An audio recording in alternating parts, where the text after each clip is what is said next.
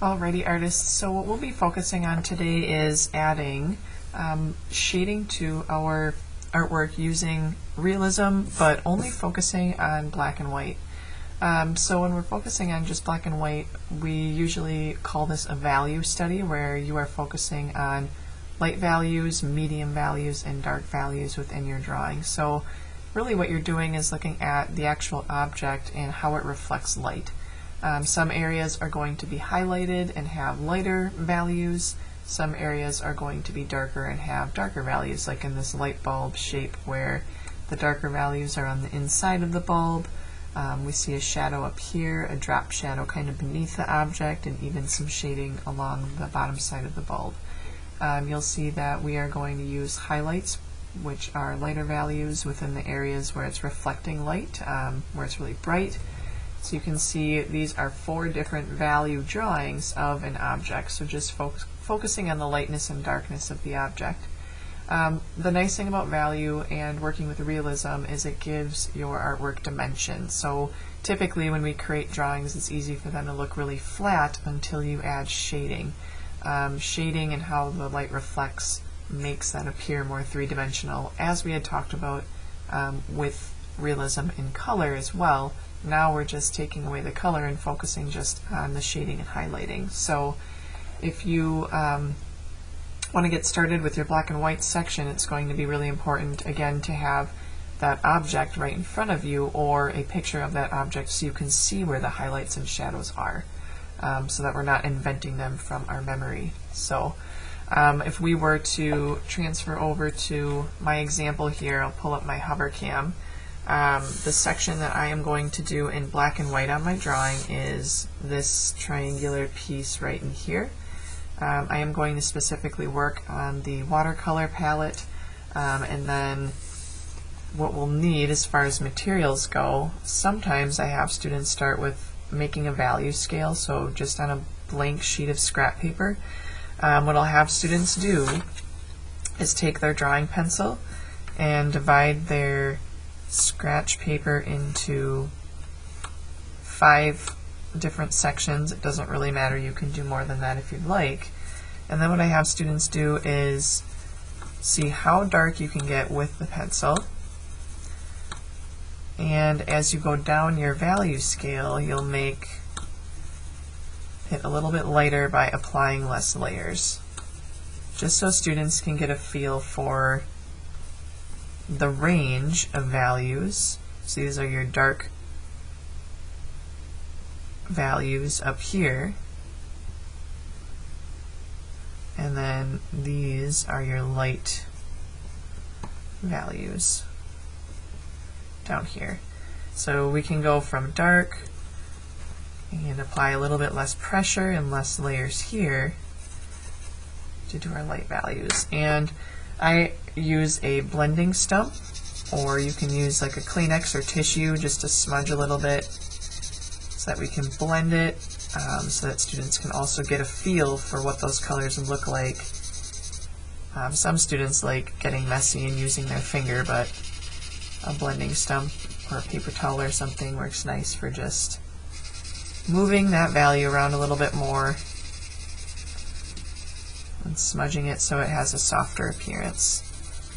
So I'll have students start off with this, and the reason being is when we use this value scale, you can hold it up to your picture, your object. So let's say I'm drawing this watercolor palette, and I can say, you know, what value am I going to use here?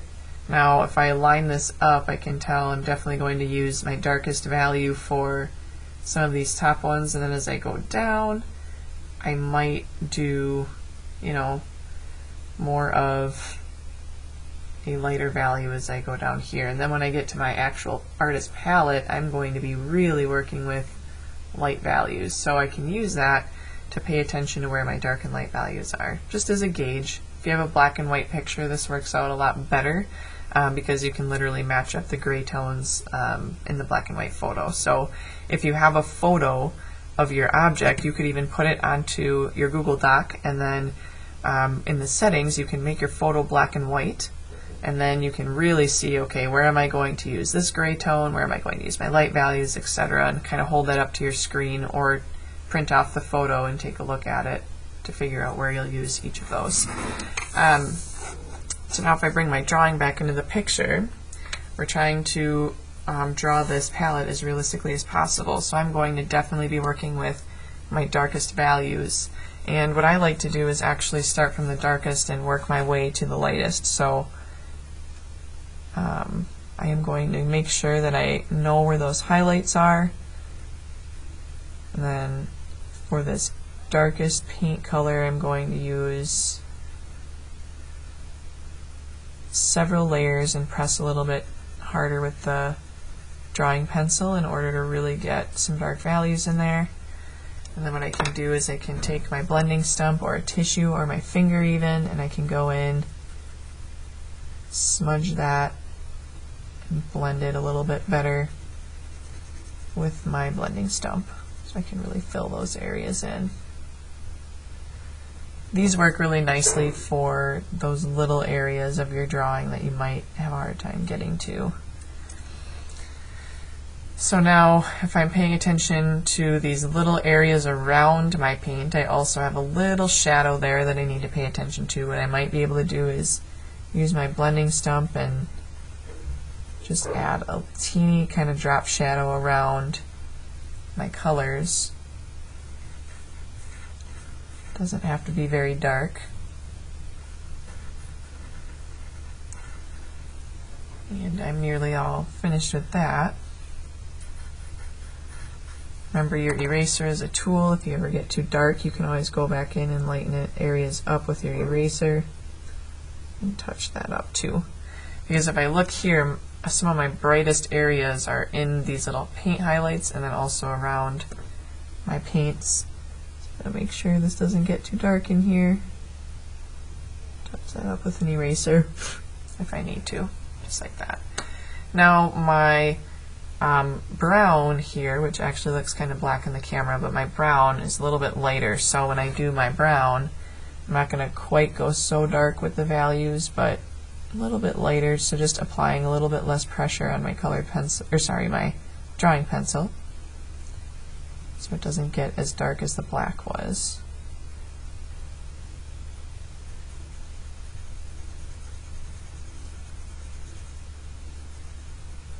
Make sure I still leave those highlights where the paint was reflecting off of where the light was reflecting off the paint.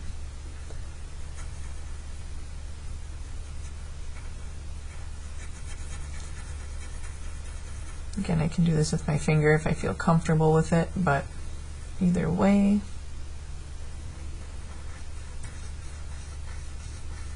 Go in and add that little shadow around. That little shadow right along the outside of these. I can add that with my blending stump again so it's a little bit softer. I can smudge that.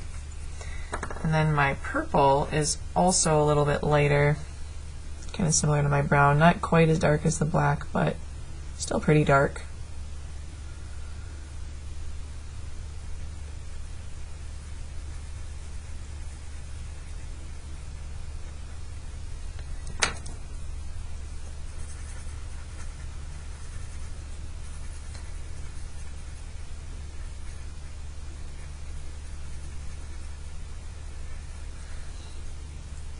Go around to a little shadow again.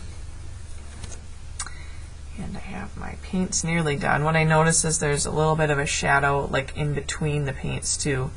So what I might do is just pick up some of those darker tones and add a little bit of shading in here. Just smudge that out.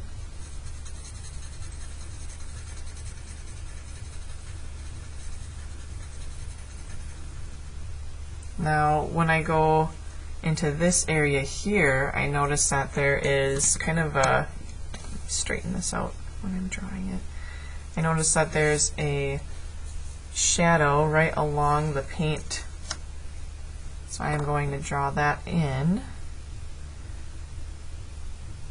See a dark shadow here. And then the part where the paint sits, this is brighter white than down here, so I'm just going to add a little bit of value and go in smudge that to create a shadow inside here. I think that got a little bit too dark, but let's just see how this goes. If it got too dark, I can go back with my eraser and lighten that up a little bit. Use a circular motion to soften it.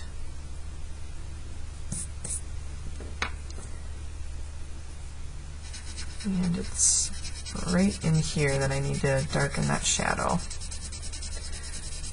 Go in and add a little shading in there. And along the side of it, I have the brightest white along the side of the palette here. So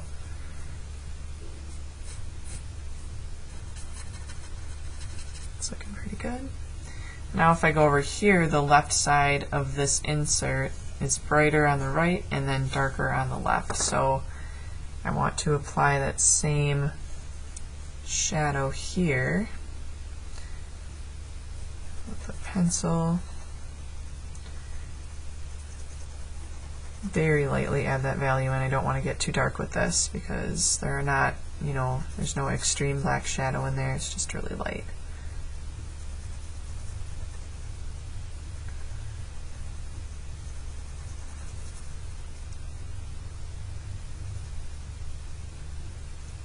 And then again, this part remains white, so I'm just going to add the shading right up to that white area. It gets a little bit darker in the middle, the left side here. Add a few more layers in there.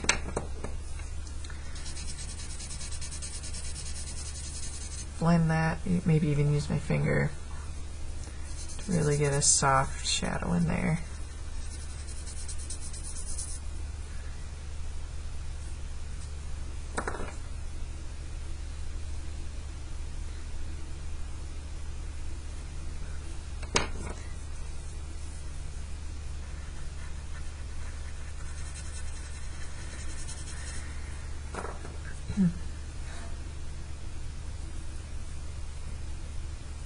Just have to edit this line quick. This goes right up to the side here.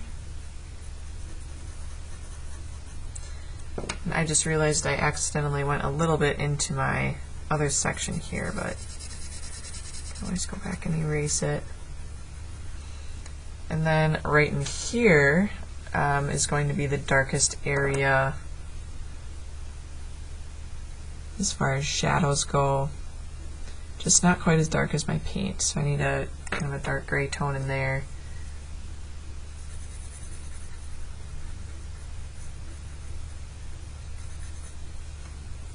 Just like that. Now the other thing too, artists, is when you're done with your object, when your object is sitting on a table, there usually is going to be a shadow or a drop shadow around the actual object itself. So you can see even on the table there's a little bit of darkness right above my palette and around the edges here. So I still also want to consider not just the object, but how it's sitting on the table or wherever the case might be. So sometimes, just so our background isn't so white and blank, what I have students do is add a little bit of a shadow around their object so that it doesn't look like it's just floating in space. So what I might do is just go around my object, really light layers here, and then I might take my finger and just kind of blend and smudge that out into my background to create a shadow around the object.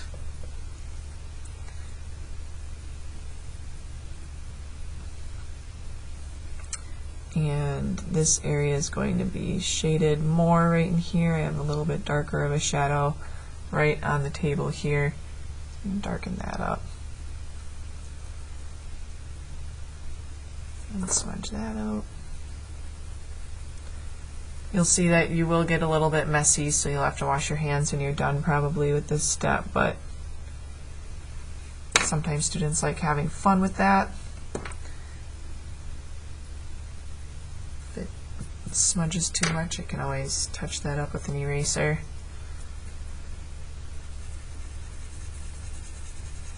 It's looking pretty good.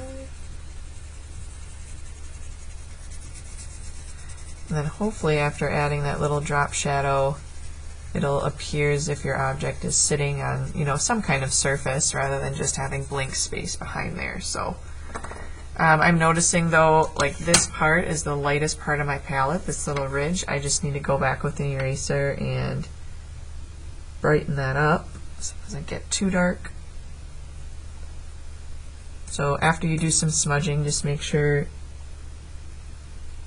you're touching up the areas that should be really light before moving on. Just like that. It's looking pretty good. And then you'll move through all of your objects, so then my next step would be moving on to my glasses and my paintbrush. I just have to do this little section of my glasses. So I'm going to have those sitting out while I'm drawing it. And again, with my darkest values, I'll go in and start that. Pay attention to where those little highlights are. Always make sure you're drawing in where those little light reflections are before adding the shading. And I'll work my way through this part of the drawing as well. Darkest to lightest, I usually do start with my dark values first. Works well for me.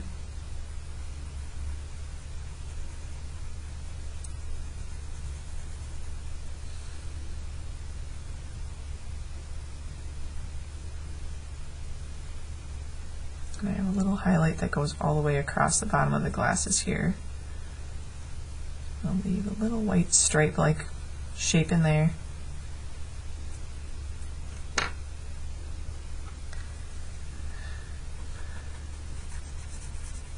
Blend that a little bit.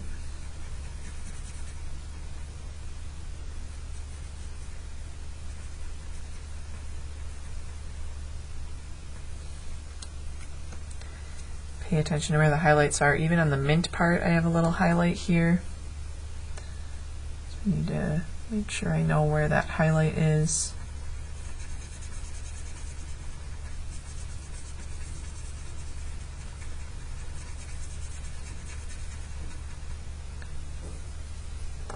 And the darkest part is on the top of my glasses here. I just add a little bit of dark value there. And blend that out.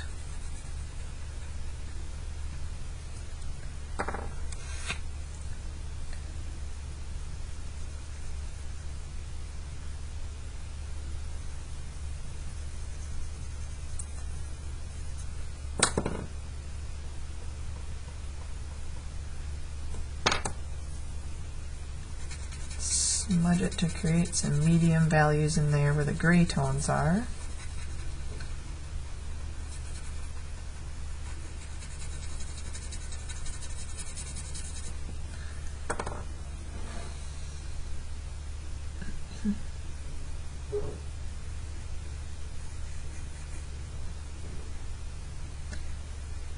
And always remember, I can just go back and touch up with an eraser if it gets too dark.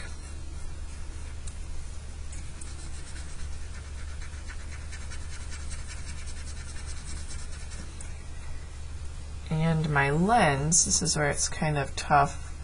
My lens does have a little bit of a shadow on it. You have to really look though. My lens has a shadow on it. So I am going to include that as well. And then there's a dark shadow on the lens right in here below the lens that I can see, so I'll have to darken that portion as well. So what I might do is just really smudge this in here to create my lens, and then I might go back with an eraser to add this little highlight to the lens to make it appear as if you can see through the lens, and then have that little chunk of light reflecting off of the lens. I have a little highlight right in this area of the lens that I want to go back and add with an eraser.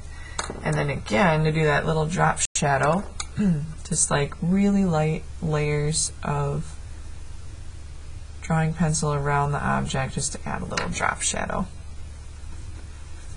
around the object.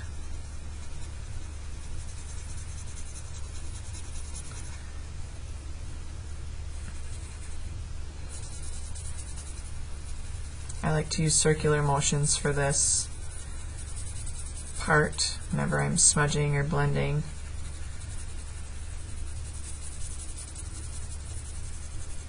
And sometimes I really like to use my finger to blend it out more. Just have to be careful that you don't press too hard, is all, really lightly. And if it ever gets too dark, circular motions with an eraser.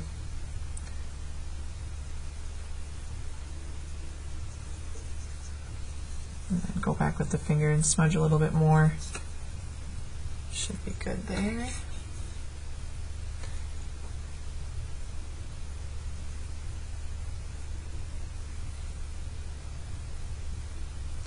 So use that eraser as a tool, use your finger as a tool if you need to. Just make sure that when you're done today that you're washing your hands at the sink before you move on to your next class, so you're not getting it on your Chromebook keypad here. It's looking pretty good. So artists, again, focus on shaded areas first, then move on to your highlighted areas and all of those mid values in between, your gray values as well. If you need any materials, you can touch base with Mrs. Selke.